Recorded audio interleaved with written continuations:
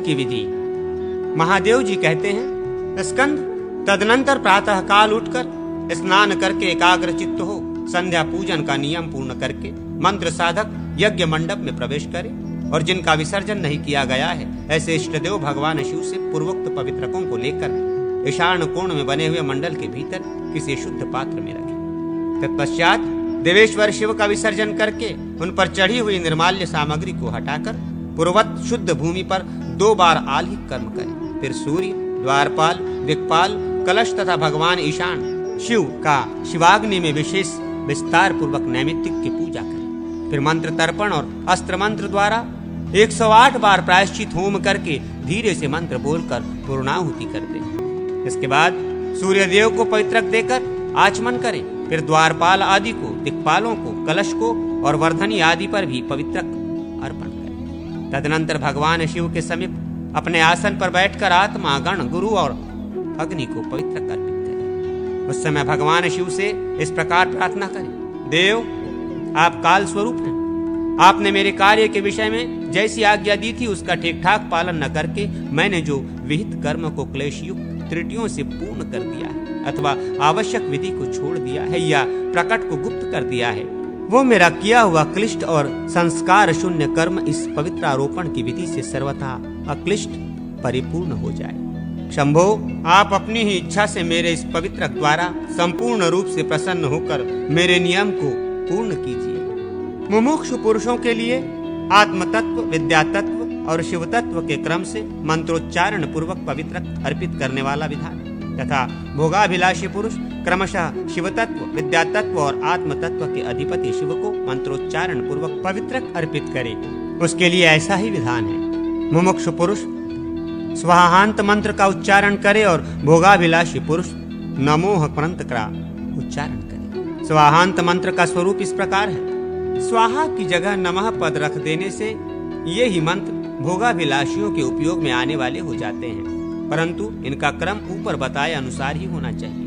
गंगावतारक अर्पण करने के पश्चात हाथ जोड़कर भगवान शिव से इस प्रकार प्रार्थना करें, परमेश्वर, आप ही समस्त प्राणियों की गति है, आप ही चराचर जगत की स्थिति के हेतुभूत अथवा लय के आश्रय हैं। आप संपूर्ण भूतों के भीतर विचरते हुए उनके साक्षी स्वरूप से व्यवस्थित हैं। मन, वाणी और क्रिया द्वारा आपके सिवा दूसरी कोई मेरी गति नहीं है। महेश्वर, मैंने प्रतिदिन आपके पूजन में जो मंत्रहीन, क्रियाहीन, द्रव्यहीन तथा जप, होम और अर्चन से हीन कर्म किया है, जो आवश्यक कर्म नहीं किया तथा जो शुद्ध वाक्य से रहित कर्म किया है, वो सब आप पूर्ण करें। परमेश्वर, आप परम पवित्र हैं। आपको अर्पित किया हुआ ये पवित्र समस्त पापों का नाश करने वाला है। आपने सर्वत्र व्याप्त होकर इस समस्त चराचर जगत को पवित्र कर रखा है। देव, मैंने व्याकुलता के कारण अथवा अंग वैकल्य दोष के कारण जिस व्रत को खंडित कर दिया है, वो सब आपकी आज्ञा रूप सूत्र में गूंथ कर एक अखंड हो जाए। तत्पश्चात जप निवेदन करके उपासक भक्ति पूर्वक भगवान की स्तुति करे और उन्हें नमस्कार करके गुरु की आज्ञा के अनुसार 4 मास, 3 मास, 3 दिन अथवा 1 दिन के लिए ही नियम ग्रहण करें। भगवान शिव को प्रणाम करके उनसे त्रुटियों के लिए क्षमा मांगकर व्रती पुरुष कुंड के समीप जाए और अग्नि में विराजमान भगवान शिव के लिए भी 4 पवित्रक तक अर्पित करके पुष्प, धूप और अक्षत आदि से उनकी पूजा करें। इसके बाद रुद्र आदि को अंतर्बली एवं पवित्रक निवेदित करें। तत्पश्चात पूजा मंडप में प्रवेश करके भगवान शिव का स्तवन करते हुए प्रणाम पूर्वक क्षमा प्रार्थना करें। प्रायश्चित होम करके खीर को आहुति दें।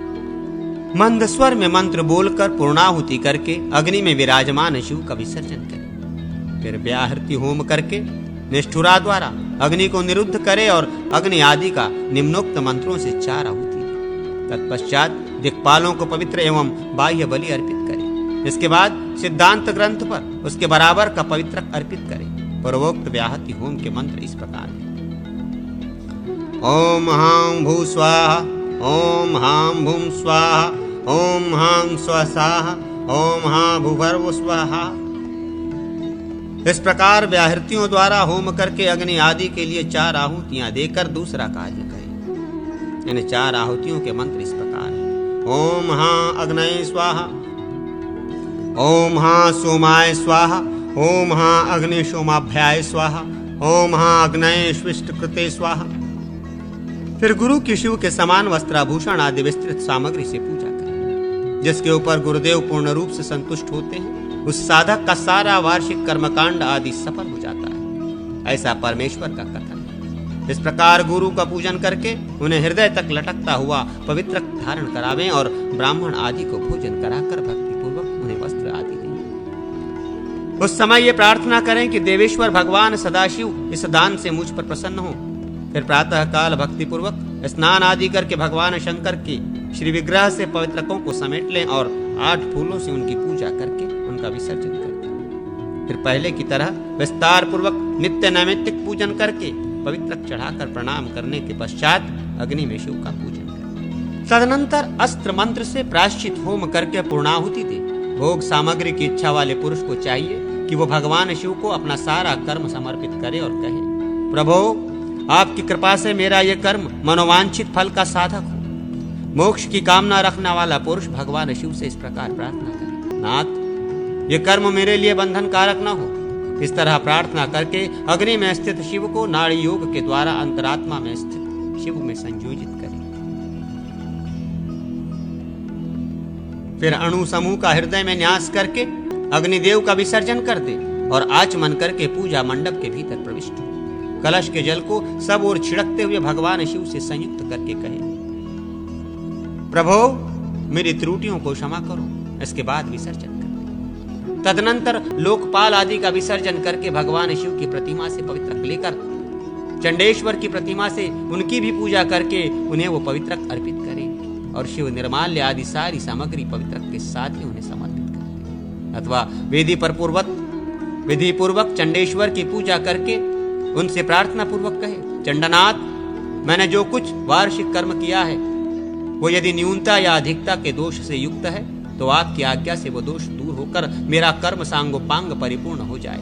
इस प्रकार प्रार्थना करके देवेश्वर चंड को नमस्कार करें और स्तुति के पश्चात उनका विसर्जन कर दें। निर्माल्य का त्याग करके शुद्ध हो भगवान शिव को नहलाकर उनका पूजन करें। घर से 5 योजन दूर रहने पर भी गुरु के समीप पवित्र आरोहण कर्म का संपादन करना चाहिए। Page number 167।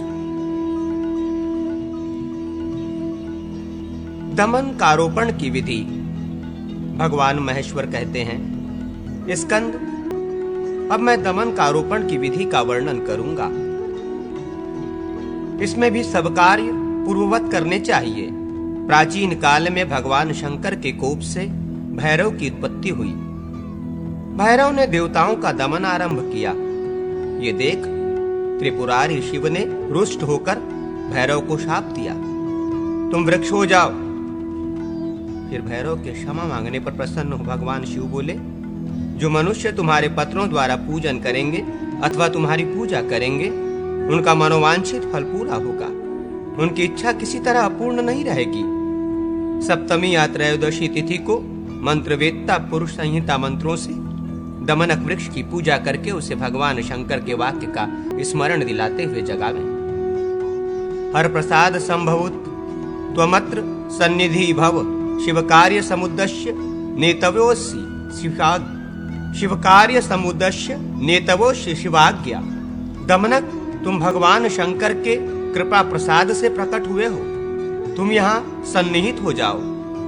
भगवान शिव की आज्ञा से उन्हीं के कार्य के उपदेश से मुझे तुम्हें अपने साथ ले जाना है। घर पर भी उस वृक्ष को आमंत्रित करें और सायंकाल में अधिवासन कर्म संपन्न करें। विधि पूर्वक सूर्य, शंकर और अग्निदेव की पूजा करके इष्ट देवता के पश्चिम भाग में मिट्टी के साथ संयुक्त करके उस वृक्ष की जड़ को स्थापित करें। वामदेव मंत्र अथवा शिरो मंत्र से उस मंत्र की नाल तथा आंवले का फल उत्तर दिशा में रखें। उसके टूटे हुए पत्र को दक्षिण में तथा पुष्प और धावन को पूर्व में स्थापित करें। ईशान कोण में एक दोने में उसके फल और मूल को रखकर भगवान शिव का पूजन करें। उस वृक्ष की जड़, नाल, पत्र, फूल और फल इन 5 अंगों को अंजलि में लेकर आमंत्रित करते हुए सिर पर रखें और इस प्रकार कहें, देवेश्वर मैं आज आपको निमंत्रित करता हूँ। कल प्रातः काल मुझे तपस्या का लाभ लेना है। की हुई उपासना को सफल बनाना है, वो सब कार्य आपकी आज्ञा से पूर्ण हो। तत्पश्चात पात्र में रखे हुए शेष पवित्रक को फूल मंत्र से ढककर प्रातःकाल स्नान करने के पश्चात जगदीश्वर शिव का गंध पुष्प आदि से पूजन करें। तदनंतर नित्य नैमित्तिक कर्म करके दमनक से पूजन करें। शेष दमनक को अंजलि में लेकर उपरोक्त इन 4 मंत्रों द्वारा दमनक चढ़ाकर शिव का पूजन करना चाहिए। तदनंतर दमनक की चौथी अंजलि लेकर ओम हौ महेश्वराय मखम पुरय पुरय शूलपाणाय नमः इस मंत्र के उच्चारण पूर्वक भगवान शिव को अर्पित करें।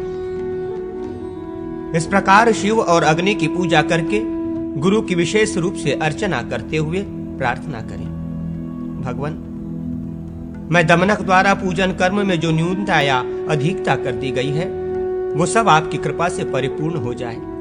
इस रीति से दमनकारोपण कर्म का संपादन करके मनुष्य चैत्रमास जनित संपूर्ण फल को पाता है और अंत में स्वर्ग लोक को जाता है।